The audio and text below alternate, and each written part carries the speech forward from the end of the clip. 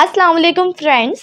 नाम है अली। अली नाम के मायने है बहादुर और अल्लाह ताला का शेर। नाम है हसन। हसन नाम के मायने है खूबसूरत और शरीफ। नाम है अहमद। अहमद नाम के मायने है काबिल तारीफ।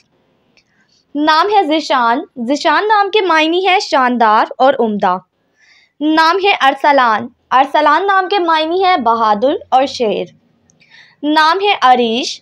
अरीश नाम के मायने है एक बहादुर सिपाही। नाम है उमैर। उमैर नाम के मायने है ज़िंदगी और मुद्दत। नाम है रयान। मायने है जन्नत का दरवाज़ा। नाम है अयास। अयास नाम के मायने है ठंडी हवा। नाम है फैसल। फैसल नाम के मायने है फैसला करने वाला। नाम है असद। असद नाम के मायने है बहादुर और शेर।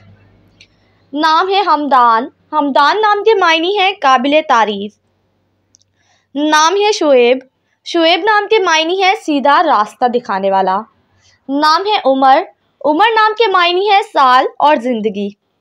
नाम है कायान। मायने है फारसी का बादशाह।